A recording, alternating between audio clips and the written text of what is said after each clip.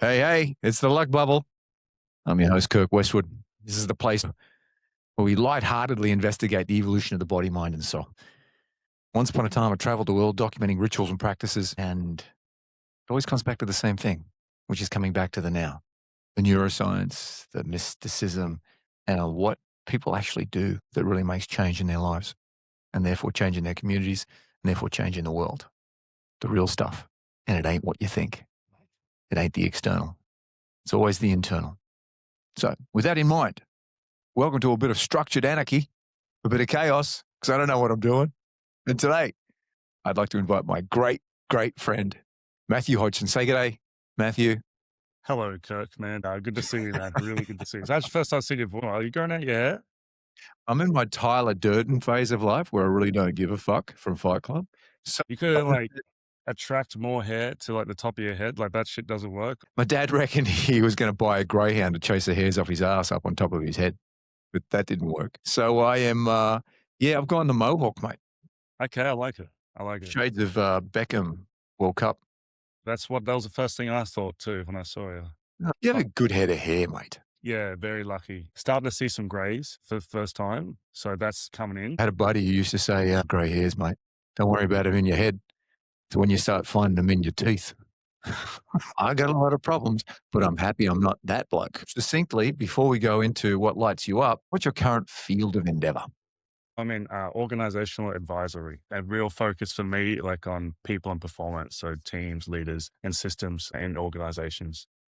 Matthew's failing to mention that he storied basketball career, former boomer, contracts in Europe and Asia. How many games you play in the NBL? Over 200. Okay. Division 1, US. You're in Utah, weren't you? Utah and California. Yeah, transfer. In California, yeah. Preseason with the Mavs in the NBA. Yeah, back 20. Yeah. It's a big off season for me. Actually, that was the first time I was obviously in the NBA and off, time. And actually it was my first time with the Boomers as well. And we won a gold medal in that tournament too for the Asia Cup. So yeah, that was a big off season. Oh, so Asian Cup champions with the Boomers? Yeah, 2017. I should say, for those of you who don't know, if you look at the headline of the episode, is Matthew's 7 foot. I don't know if anybody's ever been around a 7-footer before, but it is a whole another world that I can't imagine what it's like to be walking through a place where just you have all the energy on you all the time when you go somewhere new. That must be hard. Oh yeah. That set up a lot of issues for sure. So how tall were you when you were young? Man, I started to get like freakishly like a circus sideshow tall, probably like probably at like 14. I was 6'7" at 14 years old. So At 14? yeah, and I looked 14 as well. So like it's not like somewhere where I got mistaken for being, 20. Very much still had a puppy face and all that. And so yeah, very, very obvious that I was young and very tall, gangly, uncoordinated, all that fun stuff. So yeah. And was the pressure, what age was the pressure on you to play basketball? Like, it's just the obvious thing. People look at, oh, you're going to be a basketball or a volleyball. You got to do it. But you and I have talked about that's not necessarily what your heart wanted to do, but that's what everyone expected of you. Yeah. 100%. I mean, that was playing basketball wasn't even my choice really. Like I was playing Aussie rules and I was smart, so I was good at school. So all I'm going to do is just go to uni. At that stage, just want to be a biologist for whatever reason. And a family friend who had like a really, really small run in the NBL, he was like, "Oh, Matt should play. If he wants to do just go to uni, he should get good at basketball because he can get his university paid for over in the US." Play college basketball and get his education for free. And so mum's ears perked up. She played basketball. I didn't know that. And I was like, yeah, whatever. And yeah, sure enough, like a few weeks later, mum's like, all right, so we're going to go down to the basketball stadium and sign you up and play. And, the rest was that. And I didn't think anything was going to come of it. And then I would be just down there shooting. I didn't even really enjoy the game to start with at all. And then, but I just got put on the various teams or people saw me shooting like, my goodness, how old are you? Like, oh, I'm only 14. All right, come with me. Like, we're going to do this training. Develop from there. And yeah, that's pretty much how my basketball career started. Yeah, so if I went back, I would never have chosen for myself. I never had like a love for the game. I didn't know anything about the game or anything like that. It was just something I got placed into based on my height. There's a lot in that for children about the expectations, how we take it. Oh, that's the way the world is. That's the way I am in it. And we'd rather be right about that than actually happy, as we've talked about. Mate, before we get into the heartbreak and you make me cry, let's get into something. During the week, I asked Matthew to come up with something that lit him up as a child.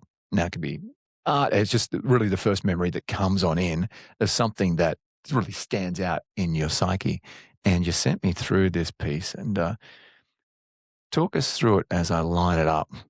What is this and what does it mean to you? Yeah, so this is the opening intro to the Nintendo 64 game, came out in 98, of the Zelda Ocarina of Time. So something that I spent a lot of time as a youth playing. And I actually remember getting this, both the Nintendo and this game, on the same day, like Christmas, like two presents. And I remember actually, for the first, I think, only time that I can remember, like literally jumping for joy. Like I was like just so ecstatic. This is always the standout period of life memory that I have, is playing this game. Wow, that's awesome. So is it a case of when you hear this theme song come on, it just takes you back to another place? Yeah, just peace, man. Just peace is just the thing I liked about this game. Like even like I don't know how much time we got to talk about it. Go I'm on. just going to start playing it whilst we're chatting. Good.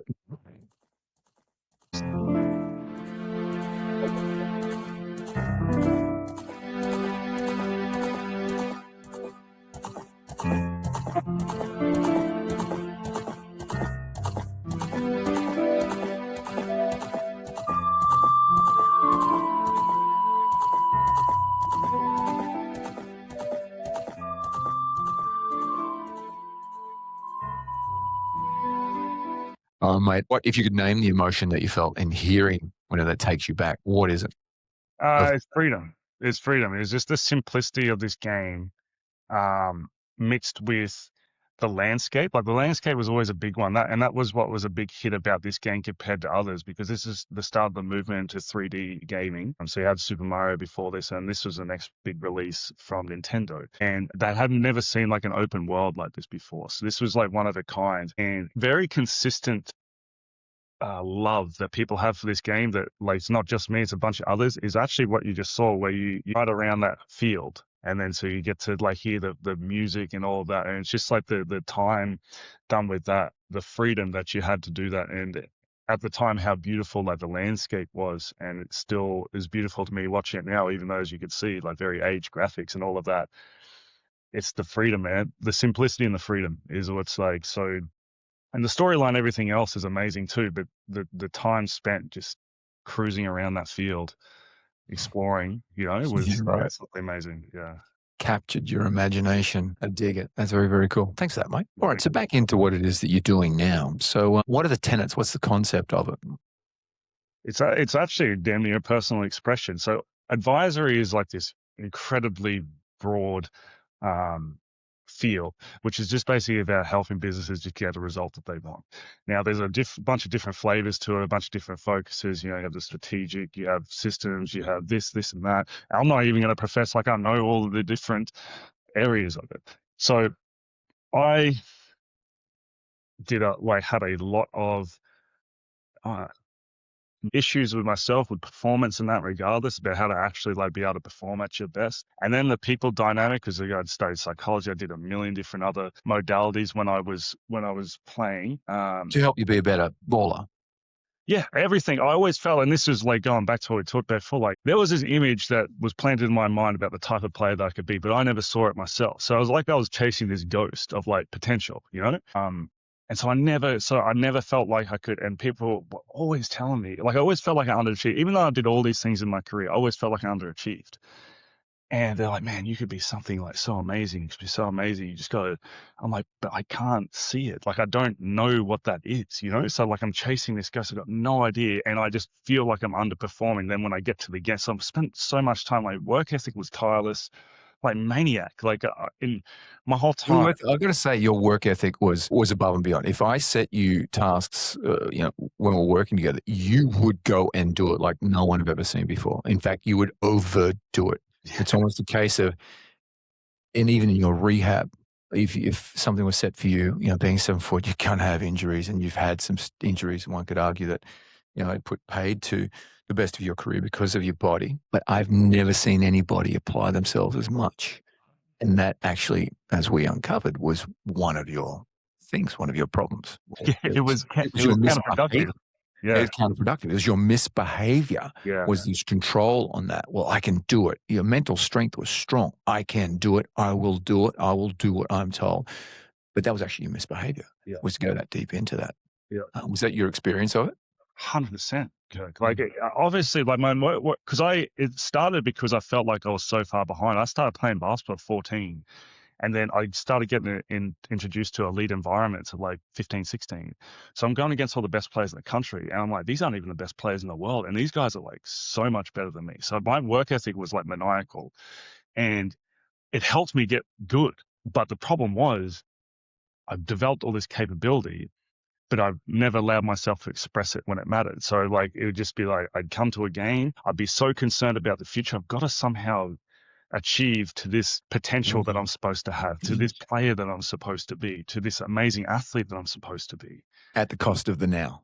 Exactly it. I didn't believe in my ability to do it right there and there because I didn't believe that I had anything worthwhile to give. I still was a good athlete. I didn't believe I could put it together right now. So it always existed in the future. I was always chasing this. So I was developing this amazing skill set that I barely used a lot of it because it was like I never allowed myself to be here in the game and just be really confident in my strengths, the things I could do at that stage were really, really good. And I could do them in practice and stuff, come to the games, lay an egg. Like, and I'm not saying it's the whole time because obviously I achieved like some good things in my career, so I had to perform at some stage, and I did. But there's always this deep discontent, always this deep fear that right now I'm not good enough, and that's what drove me to work as hard as I did and seek out all these modalities and everything, even study psychology. Then I went and got a postgrad while I was still playing, and all of this. So leading this back, I guess, to, I mean, I know you and I will go down that path, and I'm really glad to because damn near cathartic for me. But it's helped me, like when I come into, so that helped me from the performance side, right? Understand how I was getting in my way, all of that sort of stuff. And a lot of this sort of started to really coalesce after, like during when I was in that transition when my career got derailed, and not coincidentally, because I know don't believe coincidences, but you and I got connected to each other right as my career was getting derailed. And so a lot of everything that I'd sort of internalized and learned in that, and you and I talked about, that's what coalesced into my understanding of what I call performance. And the people side is obviously, there's just so many different dynamics with all these teammates playing a team sport, seeing the differences between really good organizations and poor ones, really bad, really good teammates and really bad ones, how people are always jockeying for position and self-interest. And in a what's really interesting to me about like professional sport as opposed to other endeavors, and you would know more obviously about like the armed service, so I can't speak on that, but it's a field where we're all young, trying to be really masculine men, and it's like an environment where everyone's hiding their real selves and their emotional self. Everyone has the same fears and doubts and worries and angst. Like everyone has that, but everyone has to act like they don't have it. And so you get really skilled at being able to spot people's weaknesses. And then obviously you're in sports, so you got to take advantage of it. Like when you can see when someone's folding under pressure, or when you can see that they're not happy with their team, or that they're not getting along with their coach, or they're not happy with their role or the way they're getting played. And you're always on a hunt for that because no one's ever going to tell you any of this. Everyone's always conditioned to act like everything's okay. I'm the man, I'm a professional athlete. I'm supposed to be the man. So you're around all these other people who are all fronting in the same way and all putting on the same face. And you got to learn to seek it out. You got to learn to read between the lines and see what the real dynamics are in a team, in an organization, in someone else's team, all of that. So that's where I gained a lot of my understanding. Like, yes, you have the psychology background, all the stuff in the textbook and stuff, but really my real education in people and the actual dynamics between them and how they work together, how they don't work together, was based on 20 years in elite level sport. Yeah, right. Now you're using that to help others by ironing it out. Yeah, and it's like, and like, I'm not gonna like act like I come, people are like, oh, the reason I started is I just really wanted to help people and do this. Like, no, it's selfish to start with. Like, I felt like I never got a chance to I never allowed myself to, as you and I talked about, like my big things in life, and funny enough, the things that I fucking never let myself enjoy in life is to express myself as I really am, to like be who I really am, and then get rewarded really well for it. that's what drew, like, that's what I sort of liked about basketball as well. Like when I started playing and getting good and I was dunking, I really liked being an athlete, really loved being free, like running out there, just blocking shots, like blocking these shots in crazy ways and dunking on people in crazy ways and being able to use that. I loved that, right? It was just so free. And then, funnily enough, like that was the times when I focused on just doing that and expressing myself as I am, not someone who I thought I had to be, but actually who I was. That was when I always got my best rewards. Like I played really well, great season, great contracts, all of that sort of stuff. Funnily enough, I never allowed myself to, and we talk about the misbehavior, you just, even though something works, you don't allow yourself to do it because you don't think you're capable of it or that you're allowed to have it. In my case, not allowed to be capable. That foundation, if the foundation is rotten, nothing else can come of that. If you don't believe you're enough, the very action you try and take to be more is guaranteed to prove that you're not enough. Yeah. That's why work ethic was so insane, because Right. it's like I just always having to prove that or show that in the future I could do this thing. So that's why I actually went to advisory. And the thing where I connect with other people is that, like, my heart was broken from trying really, really hard at something and not getting what you want out of it. And I see it a lot in life as well. I see the disillusionment. I see the heartbreak that I went through. I see like just the pain, the frustration in other people, and I see them try and hide it. But because I was in sport and you can see beneath that, you're like, man, I connect with you. I really, really get it, because I'm still getting over this heartbreak, and I subject myself to it daily. If it remained unchecked, I will still subject myself to it daily. So that's the thing that I connect with. So that's like the beautiful byproduct out of it, that the pain that I feel and that I went through, I can see it in others, and like that's something that we go to and it's like, look, I know it hurts, and like I understand, and just being able to be open and honest with people about that, and not turn this into a therapy session, obviously, with them or whatever, but just like, see us, I really get what's going on. I went through this for 20 years, learned a lot. Like during that time, I learned a lot afterwards. Like, let's see what I can do to help you sort of get the thing. It would bring me great pleasure for you to be able to get the things that you actually want and get rewarded really well for it. So that's where I connect on it. So it started with an internal base, but that's the part where I really connect with others on. Yeah, you talk about something that's really important is how do I say this? I believe anything is altruistic. Do we do something for somebody else? It's a fucking lie. Mm-hmm. It's just not the truth. You do it, you might help somebody because it gives you a hit in some way, shape, or form. Now, it could be that you feel guilty if you don't, and you want to avoid that feeling, or that you're going to be able to get something in return for it. We do it because we have an internal motivator. Like you said, I started playing basketball because I liked being liked. Yeah. It was something I was good at. I was like, okay, cool. I'm getting a reward, but also like the freedom when I'm playing well. I like the strength, but also like representing and wearing the tracksuit to school that says I'm the representative. And there's nothing the matter with that. No. Own that shit and don't pretend that your endeavors are altruistic, that you're doing this for someone else. You're not. You're either doing it to gain pleasure or to avoid pain. Yeah. It's as simple as that. And people live in this world of, oh no, it's about them. No, it's not. No, it's not bullshit. Yeah. And that's okay. Yeah, that's but you're full of shit. And nothing's going to change. You're living a lie. And when you live in a lie, it has a certain vibration to it. You attract more of that vibration. Yeah, so well, that's good. It's almost like pointless talking to you in the regard that you'll end up saying exactly what I'm thinking. So then there's no point. I'll just give you like a prompt, and then you can tell me what I'm thinking, because you've just like hit the nail on the head like so well, you know? Like that's like the hard part with talking to you sometimes, Kirk. It's like I'm getting to the point you cut off, be like, oh yeah, so what you're saying is this. Like, yes, that's exactly what I'm saying. And I actually wanted like to feel good by saying it myself, like feel good, like I'm really smart and insightful, and you've just like robbed me of that opportunity, you know? So that is, I'm so proud of your progress, mate, because that ownership right then and there is what it means to you, instead of smoothing it over and then secretly hating me and not sending me a Christmas present. Yeah, that's right. I'm not talking to you for like months on end. Yeah. You know, asshole. I hear you. Yeah, mate, it's interesting. Anzac Day just passed, and I had a chance to catch up with the blokes from my commando selection back 20 years ago. Awesome. And that was really interesting. There's a couple of blokes that were actually on selection with me. One of the first time I saw, he's like, geez, I didn't recognize you. Holy shit, Westy. I remember that morning you woke up and your eye just had all that ooze coming out of it. And I was like, what? And everybody else was like, oh my God, it's going to make us sick. And the our commander is like, you got to go get help. I'm like, no, I'm good to go. But he's like, no, because it's making us ill looking at you with all the Yeah, ooze coming out of you. we don't care about you, mate. It's just Yeah, that it's you're about us. It's yeah. like literally the most disgusting thing I've ever seen. Meanwhile, my eye's on fire.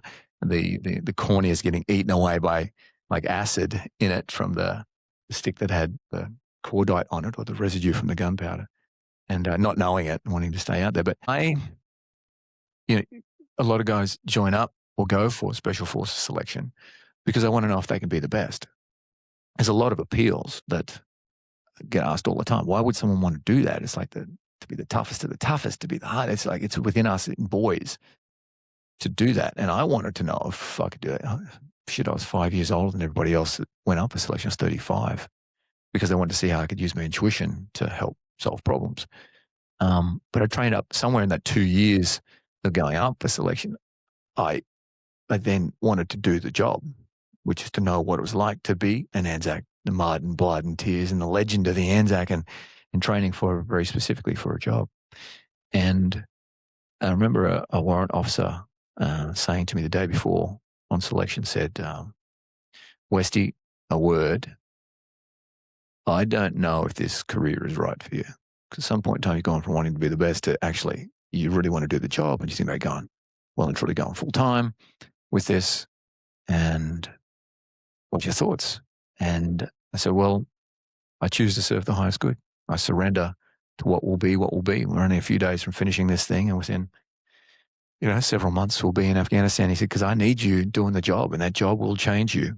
If we're on the job and a 12-year-old points a AK at me, I need you to put 2 bullets in his head without thought, because that's the job. It's like, He said, it will change you. So, and then the next day I get stabbed in the eye with a stick that had explosives on it each way the corner in my eye and get pulled away. What? Spent 2 years trying to save the eye. 3 years later, I finally regrow the corneal tissue doing some ecstatic shaking in Bali with a shaking master. My eye was on fire. But it still had the wound, if you will, that I didn't do the job. Trained so hard, had it taken away from me somewhat, but I always had mixed emotions when it came to Anzac Day, because I want to celebrate service of my buddies and my heritage. And that brought up a lot for me, because it's like, well, I don't deserve it because I didn't serve. I didn't go into combat. I didn't do the job. I didn't complete what I set out to do. Yeah. So it was interesting how therapeutic it was just hanging out with the blokes the other day and just going, you know what? That's just a preconception. It's just something that I have rattling around. It's not the truth. It doesn't mean anything about me that I didn't finish. Come back to that now. Was it their interaction, their warmth, the interaction with you, and the way that they looked at you and how they engaged with you that made you think, oh, actually, these guys? Because you always like, when you and I, we've been in like these elite environments and you establish pecking orders. So you're like, and you like shy away from something because you're like, I fucking feel like I don't. I've put them up here and I don't see myself being up at that quote unquote level. I don't almost deserve, I'm uncomfortable being around this person. But then when they talk to you, engage with you, you're like, oh, okay, like none of that matters. Like was it that validation in that, or was it something different for you what made it feel, okay, like this is, all these things I'm worried about is all this bullshit? Yeah, well, it's interesting. I have a saying, which is a person can only judge whether their life was lucky or not on their deathbed, but looking back, because we make these assumptions. And what propelled me to travel the world documenting rituals and practices and trying to understand the magic, if you will, was that I thought that I suffered from bad luck. Like I got stabbed in the eye. Like, what the fuck? And then all through my life in careers that I'd taken on, having these moments that it had steered me. And even though I've had 4 or 5 masters in my life say to me, you'll come into your greatest work after the age of 53. You don't want to hear that shit, though, right? No. You're like, yeah, no. But what am I going to do right now? What can I do right now, though? That's great. Yeah. But what the fuck can I do now? Yeah. Right. And they're just like, well, go out and build skills and go after what you would love. Just do that. And then knowing that then you'll be on purpose after 53, 54 years of age. I had like 4 different masters say that to me unprompted, the same age. I'm like, what are you talking about? In Qigong, it's called the age of evaluation, 48 to 54, where specifically the masculine has something happen to them, which then propels them into either dying or the greatest work of their life, depending on how they take ownership for it and move through it. And that's what I had, 12 months ago, my heart failed. Yeah, man. Some random congenital defect that I'd actually been fighting for 25 years without even knowing it. So I built all these skills. So my point is that, was it bad luck that I got stabbed in the eye? Like, I was close to a couple of buddies who really changed them. I had stuff go down, and there's stuff in the press at the moment even where it really changed them. And so they look at me like, dude, you were the lucky one. I was like, right. Whether you think it's working out or it's not, you're generally right. So you may as well take the opinion that what happened doesn't mean anything about me, and it's working out. And that was what I felt on Anzac Day. I was looking at the lads going, because they looked at me totally differently than the way I looked at myself. Yeah. So that was the big thing for me on Saturday, which was interesting. That's awesome, man. Yeah. Just when you think you know it all, which I do every third day. Mate, I'm so stoked that you're in this realm. Lay it all out about what, like, how my career sort of took this derailing and what I was doing. And it wasn't like a poor me, life sucks sort of thing. It's just like, I don't know what it was, but I just went at it and talked about the highs, the lows, all that. And then I get a call from Andrew Bogut. So someone I always respected, always thought was amazing. And he gives me a call. He's like, hey, mate, we got some potential. He's the assistant coach of the Sydney Kings. We got some potential interest in signing you. Can you come down to the Gold Coast and do a workout? And at the time, so the thing that derailed my career was just recurrent calf strains. No matter what I did, I'd train, do all sorts of stuff. As soon as I stepped on the court in a game, within the first half, I'd have a calf tear. And it wasn't even like one that it popped. It was just a feeling of like fatigue in my calf. And it happened so many times. It's like, it happened. I'm like, fuck, there it goes again, So just couldn't, I would train like crazy, and I would do I'd be fine during the week doing all sorts. Like, I was setting myself insane. Like, I was doing some insane stuff to myself, like work ethic wise and with my body. Come to the game, calf gone first like 9 minutes. I'm like, I know I'm in better condition than this. Anyway, when he called me, I had to miss the first round of that season because I strained my calf again in a preseason game. So I said, yeah, look, like, give me about a week and a bit, and I'll come down, meet you down there. So I barely trained during that 2-3 weeks because I had to staff my calf. Went down to the workout with Bose and killed it. Like, did really well. Like, touch was really good, shooting it really well. He wanted to see if I could still move. Like, that was the thing. Like, the draw card with me is I'm a good athlete, like run, jump, all that. So I was still doing all that. Like, and I knew that going in. So I was just trying to tear the rim off and everything. Like, do like 360 alley oops. Like, just do wild athletic shit. So he's going, oh, okay. And we ended up like playing one-on-one afterwards. And obviously he's not like in super condition, but I was like, I'm gonna spend the next 4 or 5 minutes just trying to dunk on Andrew Bogut every chance. So it's like, that was like, it was good because when I played against him, like I was in my own head when I played against Bogues. I never really got like the best out of myself, and he's real smart. He knew that I respected him, so he was like really nice to me. Like, he's an asshole to play against usually, right? He was real nice to me when we're playing. Like, oh, g'day. An asshole in that he's baiting you. He's trash talking. He's a shark. Like, if he smells weakness, he goes for it, and he's not scared to ruffle feathers. He's not scared to say what he thinks. He's not scared to throw bows. Or, like, a really good competitor. Like a really good competitor. Yep. But he was real nice with me, so he knew that I respected him. So like that, like. He's like, oh, g'day, Hodgie, how you going, blah, blah, blah. And I was like, I think he could sense that, like, I had this respect for him. So I had this mystique around him that stopped me from playing really well against him that I didn't have against, like, other centers and stuff. Like, other centers, but I don't give a fuck about these guys. Like, I'm going right at them, But with Bogues, it was like, and I'd start to, like, make all these excuses. Like, bro, this is going to sound insane, right? And I've never shared this story. Before the first time I ever played Bogues, it was my first year of the Bullets, and I was playing really, really well. Like, this is the chance I had to, like, sort of make the World Cup and Olympic teams and stuff. Like, I was playing really well, like a career resurgence. And I had a pre-game nap down in Sydney at the hotel, pre-game nap before we played the Kings. And during my pre-game nap, and it's usually like 30 minutes, I had like vivid dreams of Bose just kicking my ass on the court. Like, so like the game was already played and Bose is just beating the dog shit out of me. Like, and I'm like, oh, fuck. Like, and I can't talk to anyone. Who am I going to talk to? I'm going to tell my teammates, hey, fellas, by the way, like, I'm really nervous. Like I'm the start and center. Like, you know, am I going to tell my coach, who's a Boomers coach as well? Mm-hmm. So he's my coach of the Bullets. They're just going to be like, oh, he's not ready to play. Like, let's get him out of here.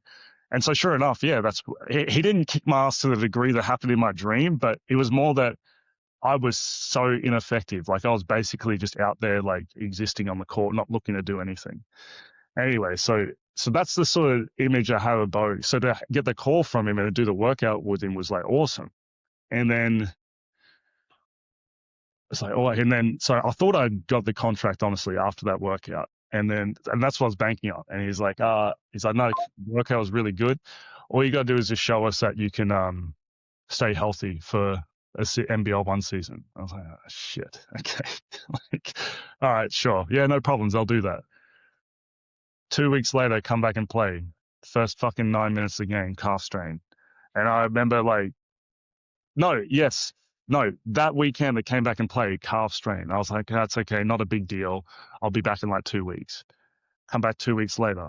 Actually, I won't go into that actually, but in the 2 weeks later, come back. 9 minutes, another fucking calf strain. This one actually popped, and I knew I was going to be out for like 3 or 4 weeks. And I got on the phone to Bogues afterwards. I'm like, yo, please don't give up on me. Like I'm going to be okay. I really think that after this, it's like, okay, yeah, whatever. And, shit, I'll tell you, man, fuck it. During that time before I had the second calf strain, we had a stillbirth. So I lost my son as well. So Pierce, and he was he passed away suddenly at 27 weeks along.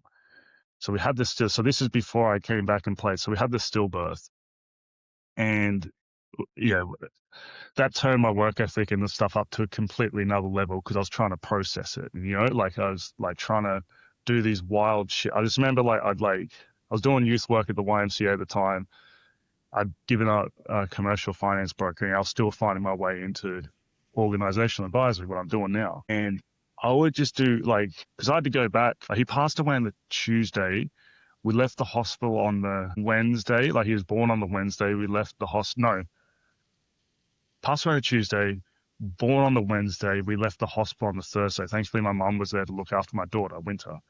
And I went back, had to go back to work on the Monday. And I'm not trying to tell anyone what happened because I don't know how to deal with it. Thankfully, Cash and I, Cash is my wife, and our relationship even galvanized further. We were already strong before that, and it went because we could talk to each other about all the wild shit that goes through your head when something like that happens. And so this is in the midst of me trying to come back. So now I'm thinking, oh fuck, basketball, like I've just lost my son. Like so, and I would just after the work, they had it's like the biggest hill in Ipswich, and I'd bring a weighted vest with me to work to the YMCA. After a day was done there, like with the kids and doing that sort of stuff, I'd take that weighted vest and I'd just walk up and down and try and jog and jump and all that up and down this hill for 45 minutes. And it was sort of like a way, because I was so in so much pain, it was sort of like a way for me to connect with Pierce's son. And I had this big thing about, for whatever reason this time, are you proud of me, son? Because I was really insecure about how my life had turned out during this transition. And it's so I'd do this crazy shit, or I'd crawl on my hands and feet for 10 minutes plus. And if you do that and try and keep my butt low and all this, so if you try that, that's really hard after 60 seconds. So I was just torturing myself.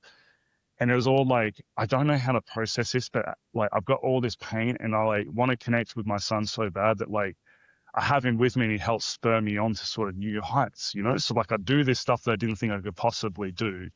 And then afterwards it'd be I'd look up at the heavens and be yo, are you proud of me, son? And start crying, all that sort of stuff. And so then I was I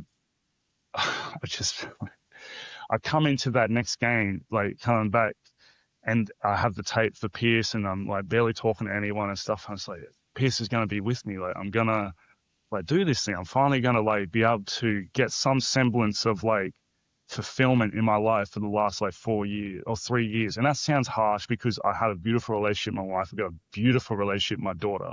So a lot of my family stuff was good, but there's still this discontent of I'm going through the heartbreak of this career transition. I'm going through this feeling like I'm just stuck and like I can't express I don't know what to do. And I'm so hesitant about what to put my heart and soul into because I've had this shit broken before. And like in terms of all I want to do is get this really good at this game and to be able to really express what I can do. I can never allow myself to do it. And I come to that game, like Pierce is with me, 9 minutes in, tear my fucking calf.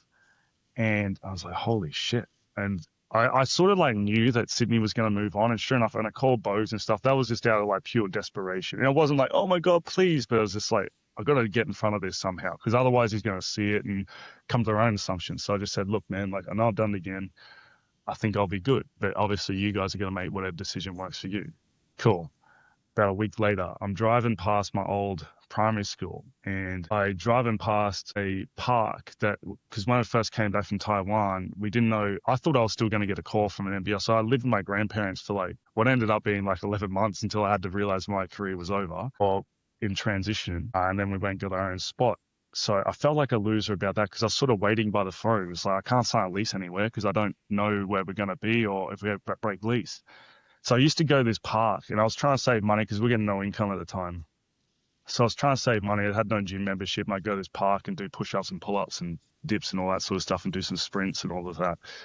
And I was driving past the park and I was just sort of stopped there for a bit for whatever reason. I was sort of wallowing a little bit. And then I got a message from Bose like, hey, mate, sorry, we're going to have to move on. Like, this is what we're going to do. I just like thinking, all right, like, it's over. Like, there's nothing else. Like, there's no other opportunity. There's no other anything. So, like, I managed to, for whatever reason, man, I almost called my coach saying, it's like, man, like I'm done. You know, I'm not going to play the rest of the season. We were in 10th. We were supposed to be a good team, and we're in 10th spot. I was like, we're not fucking making it. Anyway, for whatever reason, I sort of sat with it and decided I'll just finish off the season. And if I'm just going to, like, when I'm healthy again, I'm not going to be out there with any trepidation. If I tear my calf off the bone, I don't give a fuck because I've already missed out on my one opportunity to get back into the pros. And I was really looking forward to be coached by Bose and that team in Sydney, and they ended up winning the fucking championship this year anyway, as well. Kudos, like, yeah, not kudos, but fuck that. But like they, you know, like they, Kudos to them, but fuck you. fuck out of here, yeah. So, and then I just started like playing well, but not like fully myself because I was still like physically trying to get back, but enough where I was like dunking again and doing some really cool stuff. I was like, wow, like I might pick up something towards the back end of like the season because I'm doing so well. Get to semi-final. First quarter, I'm like dogging these guys, like playing so well. I'm like, I'm on my way to like 40 points this game. Like I'm fucking cooking. Calf goes again. And then in the first quarter, we somehow make it. So we win these like 5 games in a row to finish off the regular season. So we get ourselves from 10th back to the playoff picture. And then we like win this quarterfinal in the semifinal. That game and got hurt again. And I was like, it's over, bro. So we somehow managed to win this game in the semis, and I didn't play in for 3 quarters. We had a really good team. I'm not saying that I'm like and I somehow, it wasn't like a strain, it was like an irritation. So I was somehow still able to play in the grand final series. It's like a 3-game series, like Friday, Saturday, Sunday. But my body's fucked. So like I'm out there like just jogging around on one leg. I'm just giving the team whatever I can do. We managed to wrap it up in 2 games. So we went from like 10th and we won 8 games in a row to win the whole thing. But it's just like, right when I'm at the point of being able to like, oh, I can actually like, for one, like I'm trying my ass off, fucking injury, opportunity gone. Then I start playing like myself again. And then during that, I went down to a Boomers camp. I really wasn't trying to, but my best friend is Matthew Dellavedova's and personal like trainer, and we all went to college together at St. Mary's. And so anytime like Delly's been at Boomers camps, it's all been like after like when I was in my transition, when I was out of basketball, my friend would come out, Paul, he would come out. He'd be like, hey, I'm in Melbourne. Hey, I'm in Cairns. Hey, I'm here for the Boomers camp. So I'd always go fly out there and spend time with it, but I never went to any of the trainings and stuff. They're like, man, you should come. I was like, fuck no, I'm not going to this shit. Like so. Brought up too much for you. Oh, it's too much. Like I would be in there like throwing basketballs at people and trying to fight, but it's all like my own insecurities and like not feeling like, and these are all like the NBA players and all, so not feeling like I'm worthy of like being in that environment. I was like, I'm just, I'm a performer. And I finally went to and not only that, this time it was Paul and then my other best friend one of my other really good friends, both now the assistant coach of the Houston Rockets, and we went to the same college. And he is now the assistant coach of the Boomers. So he was out as well. I haven't seen him since I got married. So it'd been like 5 years. And he's like, bro, come out. And I was like, yes, I'm going to come down for sure. Like, come to the training. I was like, nah, I'll see you guys at the hotel afterwards. They're like, fuck, come. Excuse my language. Get to the training. Like, Yeah. No, that's the wrong button. Hang on, I've got a button here somewhere. I'm a little bit late. yeah. Sorry, mate. Moving on. Go ahead. So they're like, mate, get to the training. Shit. Okay. Come to the training. And it was like sort of the same thing that you felt with the Anzac Day, like with your fellow, like I went in there and the amount of love I got was just insane. Like from everyone, like coaches, managers, all the athletes and stuff, insane. Like I've never felt like so supported like in the basketball world. But it's like a send off. I don't even know, man. But like all I know is that going back to the original point, 45 minutes ago. Oh, come on, mate. 48 minutes ago. Yeah. You say that my basketball career is, I don't know. I still think that I'm a great basketball player. And I think actually if my body's where it's at, I'm better than ever. Yeah. I can't trust it. You can't trust it. Yeah. And therein lies the essence of it, mate. You know, just doing my thing as an intuit and reading you. And I've seen you shift incredibly as a man and what you've created since then with your family, because this is always your stuff. And we have episodes of it and not judging you on it at all. But as you said, I can't trust my body. And that is, you can't trust, full stop. You can't trust the universe. You can't trust God. You can't trust that it's going to work out. Yeah. Therefore, how do you deal with that? You go, I'm going to work harder at this. And the subconscious doesn't know it has the power until you act on it. You can have the thought, I can't trust. But then when you act on it by going, I'm going to do this better than anybody, it confirms the subconscious that you can't trust it. You just can't trust the body. And what's ironic is the calves, some say it's the fear of the future, injuries to the calves, to the lower legs, is you can't trust the future. You can't trust yourself in the future. And I talk about this all the time. It's the essence of this podcast, the temple of now. It's about coming back to the now. And there are things, we all have our stuff that drags us out of the now. We as humans are always trying to solve a problem that hasn't happened yet because we believe it's going to resolve our past. Mm-hmm. Something we felt when we were kids. What does it do? It takes you out of the now. Like you talked about your career and just that injury coming back, that same one over and over again is not lost because you've evolved so much as a man. And the work you've done with youngsters as well, the work you've done with teams and the organizational work is the perfect space for you. It's the blessing because you don't want a coach who's been a world champion. You want a coach who's coached world champions. Mm. You don't want a psychologist that's reading out of a book. You want one that's there by experience and leading people through it. And the realm you're going into, I got to say, is just the perfect realm for you because you are that bridge. Sports teams full stop. Corporate, sporting, military. It is the way of the future to have that bridge where you have a dream before a game that you do have somewhere you can go. Because your perspective is wrong.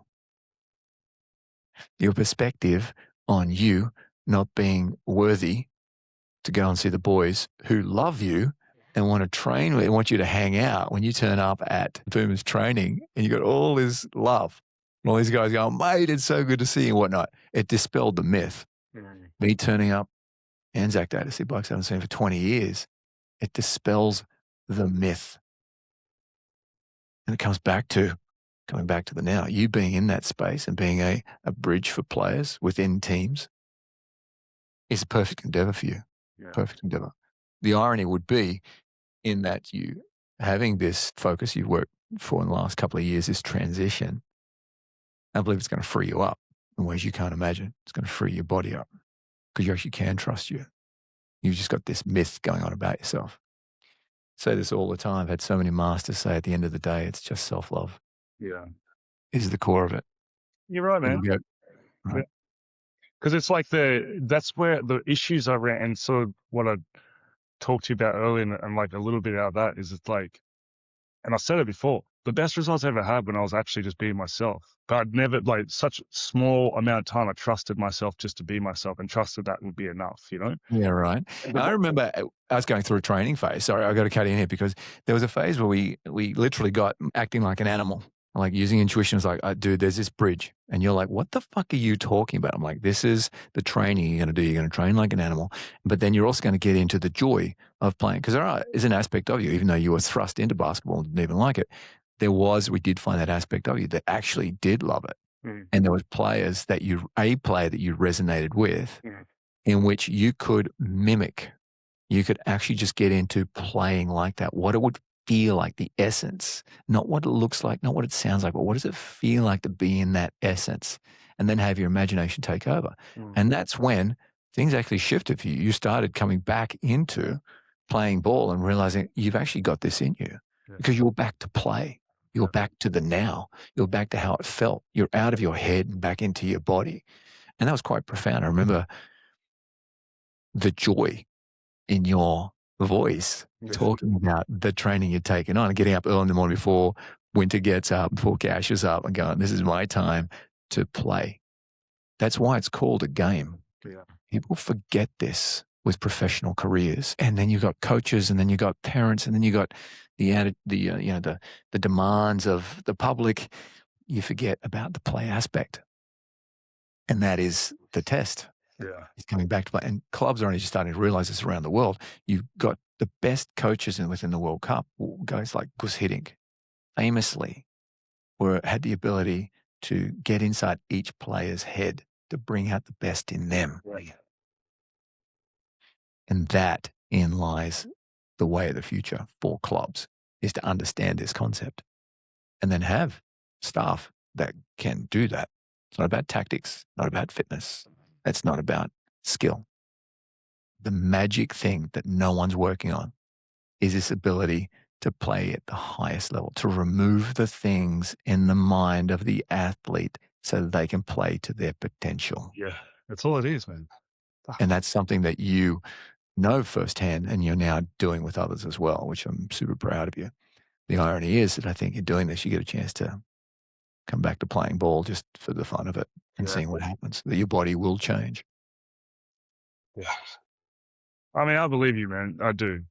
Would it be okay with I would you? love you to be, because you know how I am. It's like, Kirk, just tell me what you actually see. You know what I mean? Like, tell me so I can believe this shit myself. You know what I mean? Like, it's the same thing. It's like funny because like I'm with you, Kirk. I know that through this year, like, even though my life's been really weird since finishing basketball or transition from it, I have become, like you talked about the shift as a man and things like that. That has been real, and that is something that I'm like really, really grateful for. I was like, wow, like this strengthened my bond with my. Like winter was only like fresh out just at that stage, so it like set this amazing foundation. I got the man. I'm like so lucky to have this relationship that I have with my little girl. Like it is like the best thing, right? Like the best thing. That with that, I've got this great relationship with Cash. Is like we're able to reconnect because I could be more. The thing that you and like I think that you helped me with the most is like I don't know who the fuck I am. Like I've been doing for 20 years, just trying to be this someone, this version of what I think I had to be. That I actually have no idea who I like really am underneath all of this. Like if you were to ask me, what do you actually enjoy? Who you think you are? What do you enjoy doing? I was like, I don't know. I get up, I train, like, and I play, but like that's what I fucking do. Yeah, that's the way it was. You've come incredible how far you've come. Yeah, As a man, holy shit. yeah, and I'm thankful as a motherfucker for that because it's like weirdly, it's like how I even got into this space in advisory is all based on relationships. Like obviously I know a bunch of things and I'm able to articulate it and things, but it's really through I was just talking to people in the network and just being myself, and they're like, oh my gosh, yeah, you should do this or this, or let me introduce you to this person and this, and you can help with that. Like, that's all it's been like. And when I try to be something, like, I find that when I do like the marketing or the writing or it's like I'm trying to do the same shit that I did as a basketball player. It's like, I've got to work on these things. These are things I should do. It's like, no, but like, They can't trust it. yeah, I I can't trust can't it. actually be myself and get the result. So I've got to Yeah. be this like version of someone that's this polished, bland, like ridiculous, someone that's not me. But I accepted it when I was playing basketball because one, I was young, and two, I didn't know who I was. So that's the struggle. That's the thing I struggle with. I grapple with every day now is like, am I doing this shit because I think I have to? Is this actually like who I really am? Am I talking to this person how I really am?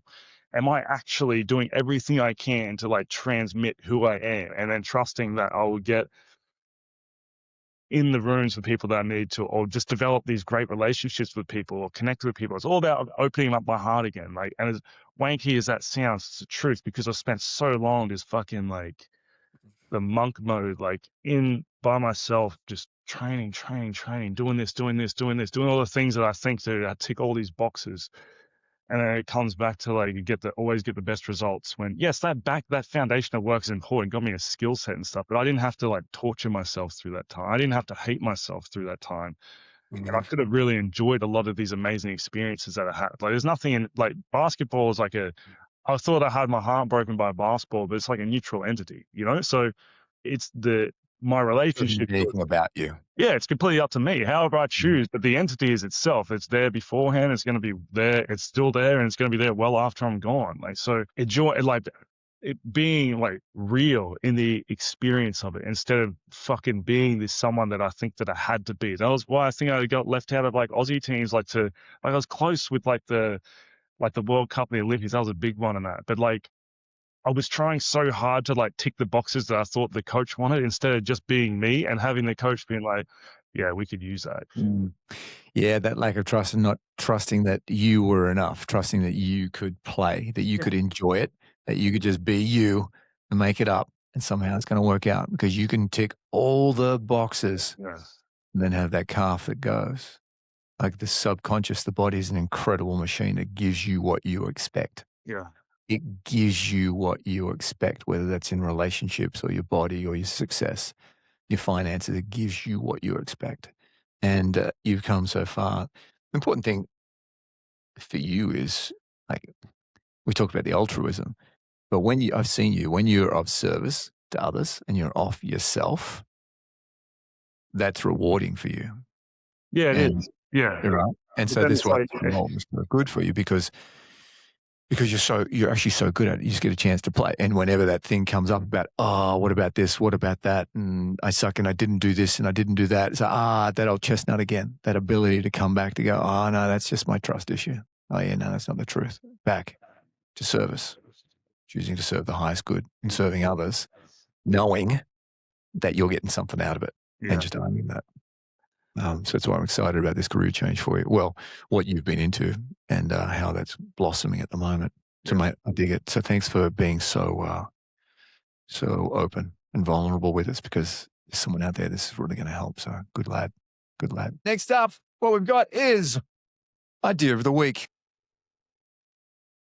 A little segment that I have every week that brings something from neuroscience and mysticism together. And the idea of this week is the subtle art of savoring. I was in The Secret years ago, like 20 years. Remember The Secret that came out? Yeah, I'm actually in that, as a long story.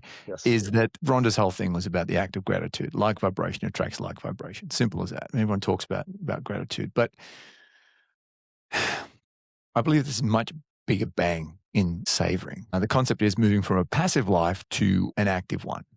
And gratitude is often a reflection on the past, thanking the universe for what has happened or is happening. Savoring is the real-time, deliberate expansion of a positive experience. It's the ability to hit the pause button on a fleeting moment and stretch it out for as long as it can until it becomes part of your actual biology. The mystics would say that and agree that life is a musical phenomenon. Alan Watts, I'm a big fan of Alan Watts. He would famously say that the point of a song isn't to rush to the end. It's the music itself whilst it's playing. I like that a lot. My old mate Sadhguru, he takes it further, calling for an intensity of perception. He argues, we had this conversation, it was actually tonight, I was with Mike Tyson as well, which is an interesting, having Sadhguru and Mike Tyson in the same conversation. He argues that a million miracles happen around us every hour.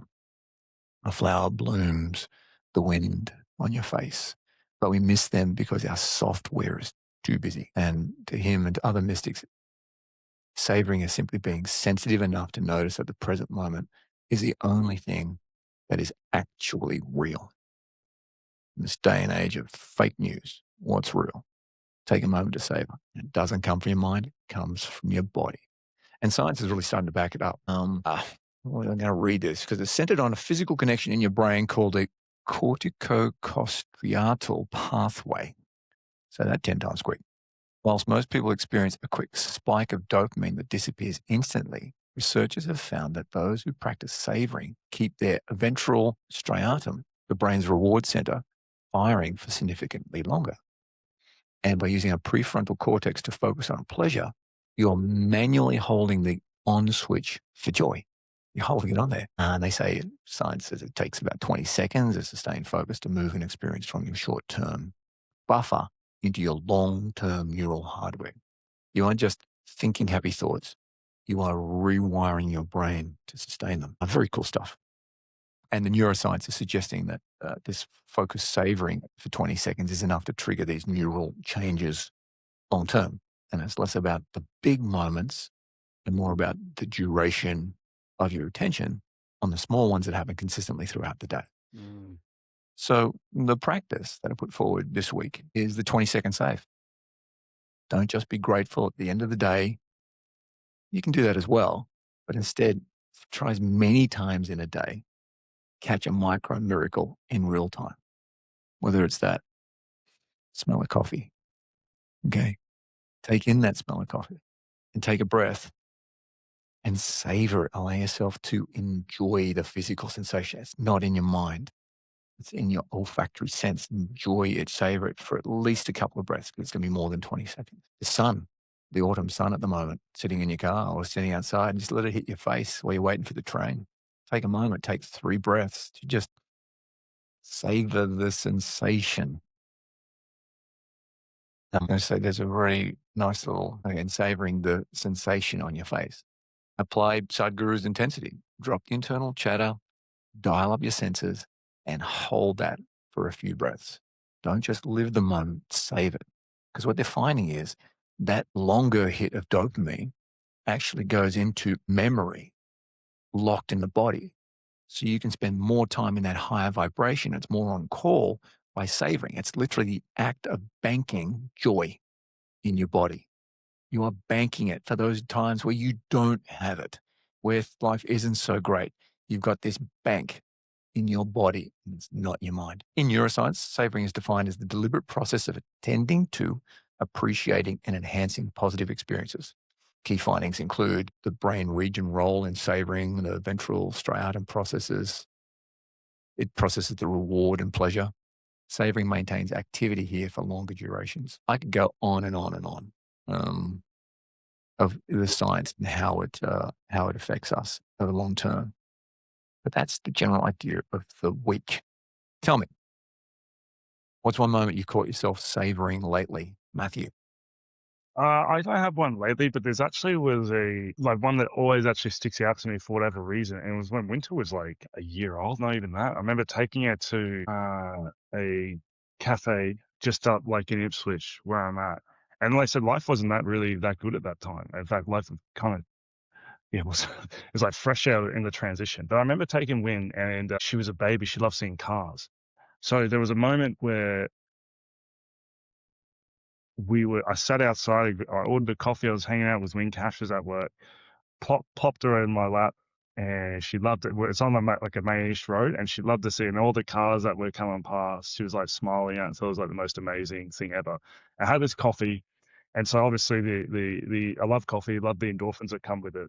And so in that moment of being able to like have the coffee, experience that, and then just see the joy on my little girl's face and like her leaning into me while we're watching cars. I remember like actually in my head at the time, like, man, my heart is full right now. Like, this is fucking amazing, you know? That is a moment of just like the most quote unquote innocuous moments that has stuck with me. And that was like 3 years ago. And I still like reflect on it to that. Awesome.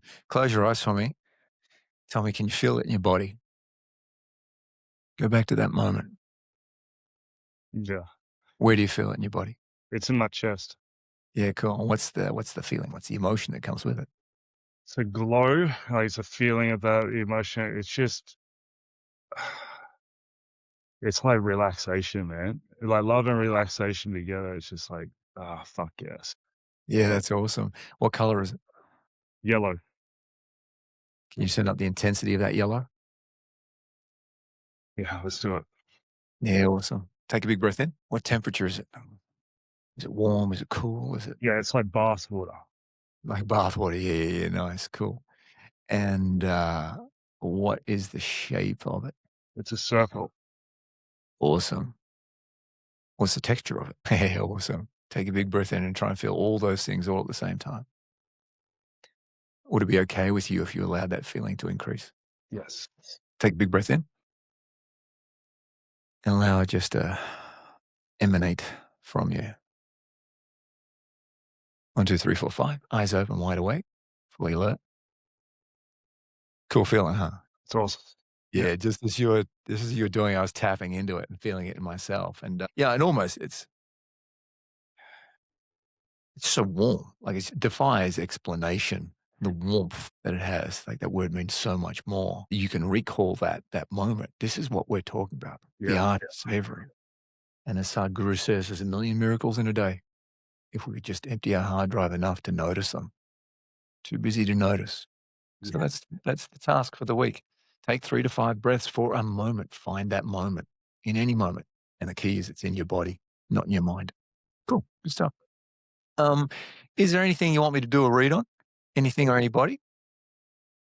Yeah, man. Actually, we talked a lot about basketball and then the boomers and all that. And I'm not talking about Bogues. But the other one that'd be really interesting because this guy went to the same college and that would be Paddy Mills. Being the captain of the Boomers, having this amazing journey that he's had and that reaching that culmination of that medal when he is the captain of the team, the leader and that, and being in the Boomers program since 2008 to get that medal in 2021. Yeah, quite amazing.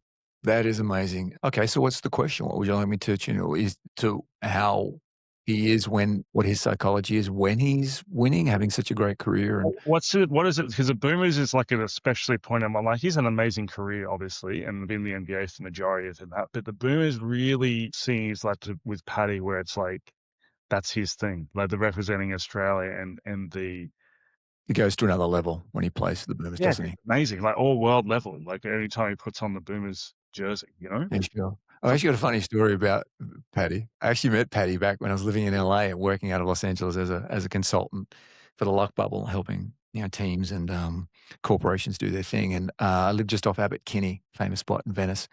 And I was there with a mate getting a coffee, and I see this border collie pup. And I love dogs, especially border collies. I go, pup, and I'm patting this dog, and it's wagging its tail. Getting my puppy fix, And this. I said, I looked up and this bloke said, I said, what's his name? And then we get chatting away. And I said, you're Aussie, mate. He said, yeah. I said, where are you from? He said, Canberra. I said, oh, good on you, bud. What are you doing over here? He said, oh, basketball. And in my mind, it was like, oh, he's basketball coach. For some reason, I was just thinking basketball coach. I'm like, oh, awesome. Good for you, bud. How's it working out for you? And the 6 people behind him who hadn't noticed started laughing out loud and just looking at me. And he kind of looked until he said, he earnestly said, really great. Thanks, mate. Thanks for asking. And to which my mate steps in and says, literally, hi, Paddy. We met years ago on the desk at ESPN. He's like, oh, yeah, I remember you, Ty. He said, excuse my mate, Kirk. He's an idiot. And he turns around and Ty says, Paddy just signed a $20 million deal with the Utah Jazz or something like that. It's a $50 million deal after they won the championship. Yep. And I just turned to it and I was just horrified. You know that moment where you get someone's name wrong? Oh, mate, I'm just horrified. And he was so welcome. He grabbed me. He's like, mate, not at all. He said, you're earnestly interested in me. like, "Oh, good on you." Like, Yeah. and it wasn't even the legit. So that was like awesome. Yeah. And I was like, "Oh, shit." I'm like, "I gotta go. I gotta get out of here. I'm a dickhead." And so to this day, my buddy doesn't let me live that down. So I firsthand had an experience of getting a feel for him. Yeah. And then I saw him within the Olympics, seeing him, and I think it was Joe Ingles was also the co-captain, Yeah. 2021. And they got it. They understand the philosophy that we have going through, whether it's special forces selection or getting a team culture right, which is the luck bubble, which is there's no room for emotion in combat. You just get the job done. Two is you look after your mates at all costs. That's the only thing you do is you come back home together. Whilst I'm looking that way, protecting you, he's looking that way, protecting me. That's the gel. That's the connection that makes the difference. That's when a team of sixes becomes a team of 11s because of their connection together. And the third thing is have a good time. So he really got that. So yeah, okay. So let me do a bit of a read that could serve people. So I choose to serve the highest good with gaining insight into his particular psychology or the way that he is. You can do the same thing for me. Like, you know, we're trying to do an intuition. We'll just draw a circle, define that as insight into this character. And we allow a symbol to come. Allow that symbol to come. Ask what's obvious about it. I'm good when you are. Yeah. Yeah. So what I got was, and I'll talk people through the symbol, was a rocket, like a kid's rocket. And then so much wonder of that. And he has this ability to step into his wonder. Mm. It's like, I can do it. It's like a belief in himself. It's like anything is possible. I can do it. But there's also that ability to shut down the negative.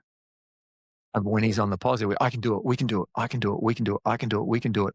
Is an internal mantra. Someone to be interesting to have a conversation with him to see whether how that plays out. But that is this. It's not even positive thinking. It's just an I can. It's an I can with joy. It's the wonder. It's like the eyebrows up. It's like, we could do that. Mm. No, we could do that. Well, why not? Why can't we do that? Madness, joyous madness in belief in himself. That's what I get, which would be interesting to have a conversation with him. And I hope he doesn't mind us doing a little bit of a read on him right now because I'm a Yeah. fan of what he's done and how he is sometimes. Yeah. What'd you get? What'd you get? Oh yeah, I got a tree root, man. And I think like I mean that's the obvious, like getting back to roots and that, but I think it's really the read I get with it is like for Australian that there's like I mean, I talked about like with the Zelda and that before, where it's like that childlike sort of innocence and like something that's like really special to you. I think it's like being able to return to a country because he doesn't spend a lot of time there. Obviously, his whole life's over in the US. There's all the bullshit that comes with being in the NBA and all of that. The money, the corruption of the love that comes with being in that. Even though it's amazing in some way, there is a corruption, and this is way more pure. To be able to come back and to be able to express from that place, I think that's what really like gets him going about it. It's not like it's this be able to come back to the roots and have like the basketball sort of be an expression of what he loved sort of growing up. That's why I think it's different in the Boomers than it is like when it's in the NBA or when it was in college and things like that. Completely different place to play from. And again, as we talked about, man, like you've said it a bunch of times, it's like being able to get into the flow or being able to get into performance is the removal of basically fucking impede like things that are in your way of obstacles. So from that place, it's basically just a beautiful way to remove all obstacles and go play the way that it's always wanted to. Yeah, right. Well, you've just named something very important, which is when he steps up for the Boomers, he's taking it to another level because he's with his mates, he's with his origins, he's with his team, his real team, as opposed to being traded around, Yes. which is something I see within the Premier League and the NBL is just an NBL, NBA, which doesn't promote culture. It doesn't, because you don't know if you're going to get sold the next month. Yeah. You really don't. Your contract isn't worth jack shit. Yeah. Which has a cultural problem. You look at those clubs who are consistently doing that, they have real problems. Yeah. It costs them a lot of money to sustain that flow in, that flow out. Yeah. But coming back to your brethren, your country, playing for your country. And because he has done it elsewhere as well, this is just an icing on the cake. It's like, we've come forth so many times. Let's get a medal out of this bitch. Yeah. Let's ride this pony. Let's go for it. Let's lean in. And he and Joe did that so well. and leading the other guys because they were looking to those figureheads to go, Yeah. oh, that's the way it is. That's the status quo. Young athletes say, but I haven't won a championship. I can't relax until I've done that. I can't, how do I? Well, you just pretend. You just become that vibration in your imagination, like a madman. You become that over and over and over and over and over again. Fake it till you make it. Madonna famously did it with her career. I'm going to be a star right from the very first time she was interviewed. She just faked it till she made it. She had the best voice? No. Best looking? No. But she just was insane enough to believe in herself so much. Yeah, thanks for that. Thanks for hope Paddy doesn't mind. Paddy, you're out there, mate. Solid Yeah, effort. yeah, yeah. Really good work. All right. Next section Yeah, is Dear Dickhead. okay. Mate, I asked you during the week to think about what it is that you tell yourself as a 16-year-old, because we're all dickheads as 16-year-olds. We just don't know we're dickheads. So what's the one thing you would have said to yourself that really would have helped you as a 16-year-old? Yeah, we touched on it a little bit, I guess, before, but it was more like really fucking commit to enjoying where you're at, like right now. Like, I spent so much time trying to build towards the future and hoping, like delaying any sort of sense of really enjoying where I was at because I'm like, I'm not good enough to enjoy life right now. I've got to get to this level first.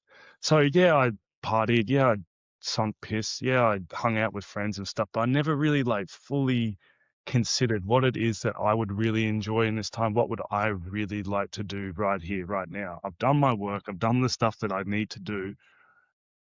What else? Like, how can I actually enjoy this bit of time? Because like I came to the end unexpectedly and I'm sitting there thinking, damn, like I didn't get anything out of that I was really hoping that I would get, but it was the experience, like I was so fortunate to travel to all these places and do all of these things.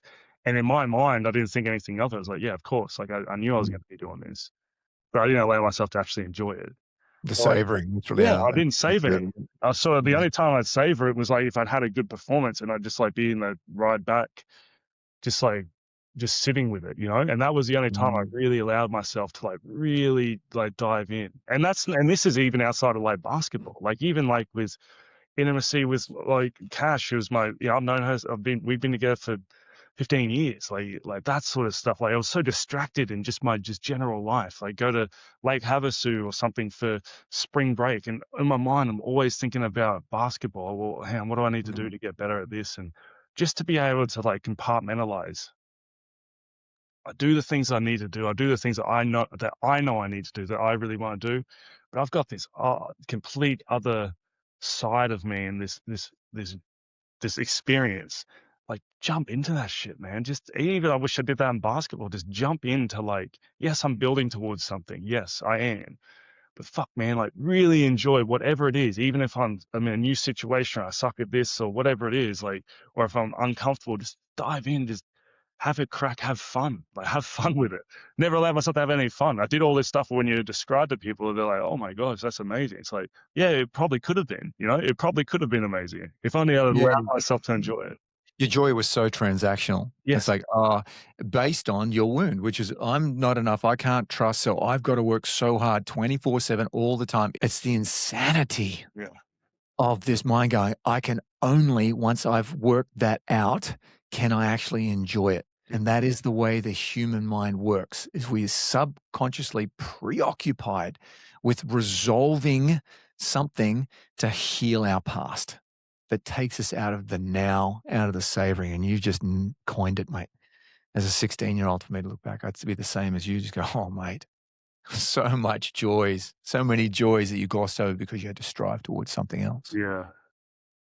With this wound, this preoccupation and emotion, that the default is the default of my mind that I'm got to resolve this thing before I can savor the moment. No. Contentment is a line in the sand. You can step over it at any time. And it's as simple as savoring. So, mate, thanks a lot for that. That's cool. Good one. What's the one thing you would tell yourself now that brings you back to the now in this time of transition for you? What's the one thing?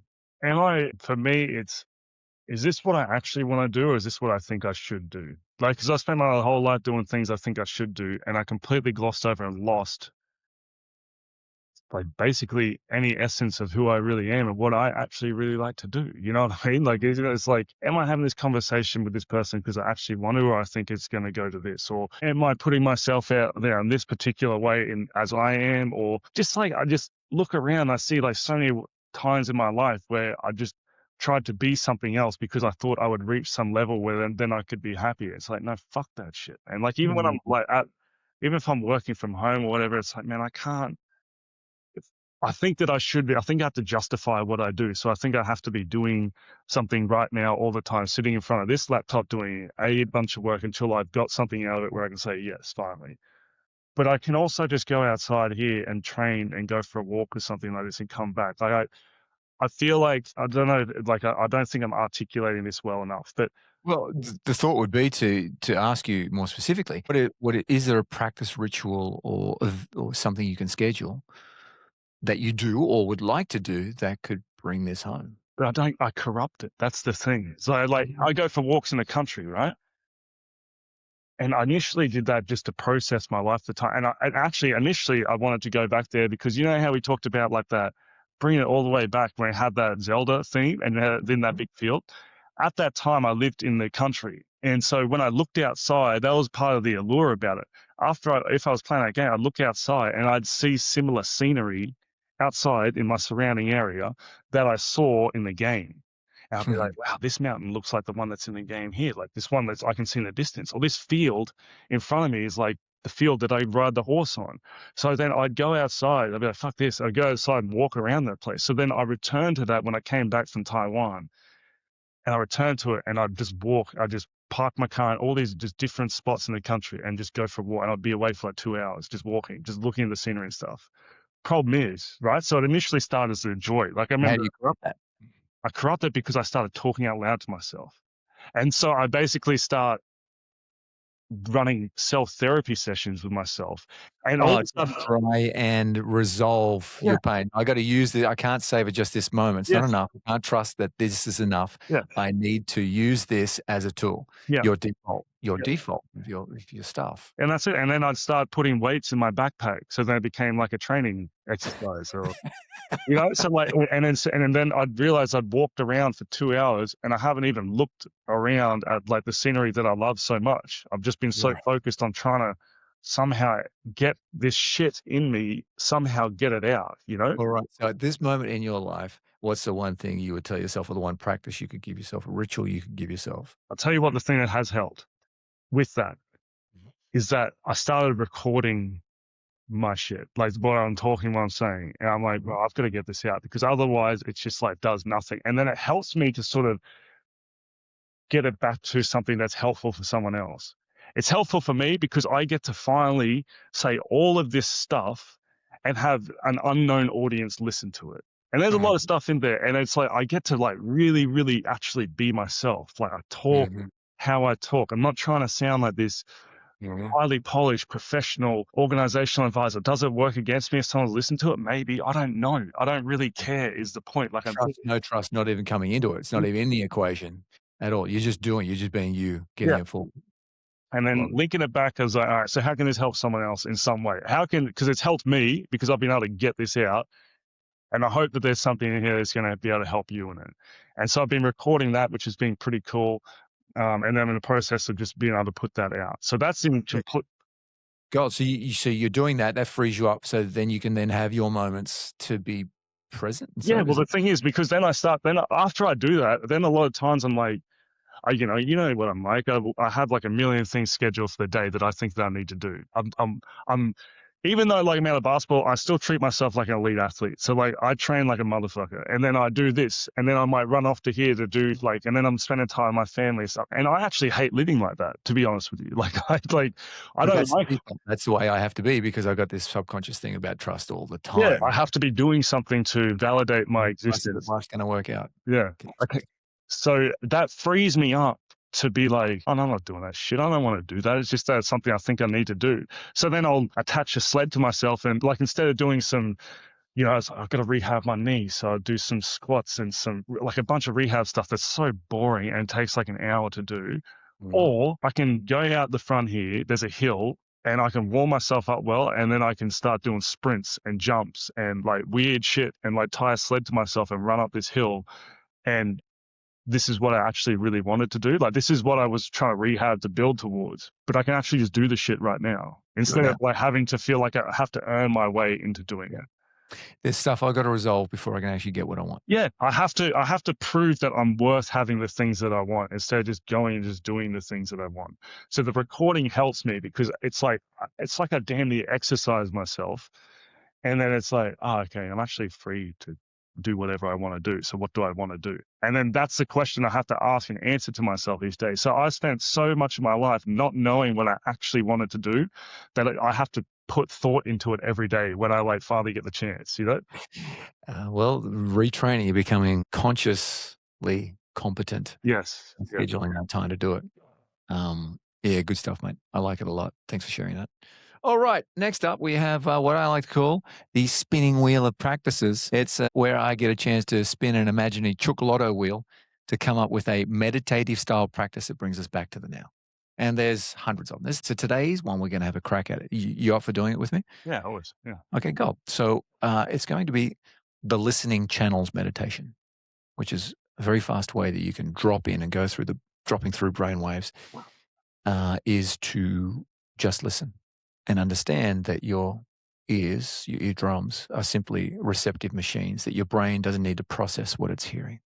It's just hearing things, and it has different channels. So I'm going to show people how to do this, and then we'll do it for a few minutes, and I'll slowly introduce as you focus more and more and more until I'll introduce a song. And then at the end of that song, I'll close it down, and then I'll say our goodbyes quickly, give people their homework for the week, but you can stay in this. We'll come back to this meditation. So it'll take about 5 minutes, just trusting, Matthew, that the 5 minutes, you're safe for the 5 minutes. Nothing you have to do other than hear my voice, and I'll bring you back out of it when you're done. Cool? So with your feet flat on the floor, in a comfortable position for the next 5 minutes, take a big breath in and let it all go. Take another big breath in and hold it at the top. Hold it. And let it all go. Take another big breath in. Hold it. Suck in some more. Some more. Hold it.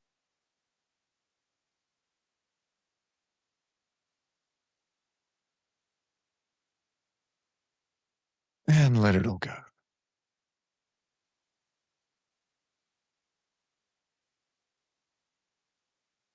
Now just breathing normally. I just want you to listen with your eyes closed. I want you to hear whatever it is that you hear. Just focus on one sound.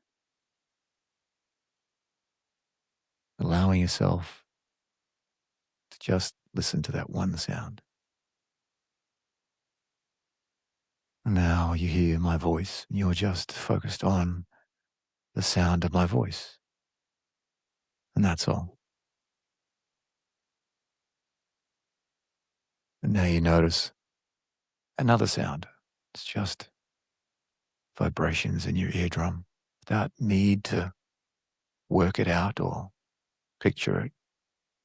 Just allow yourself to hear the next thing that you hear.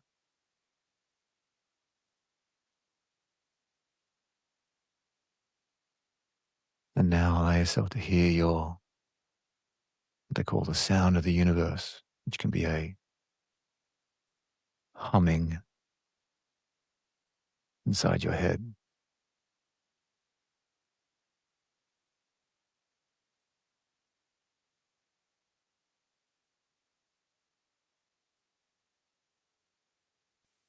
Now allow yourself to hear all the sounds that you hear at the same time.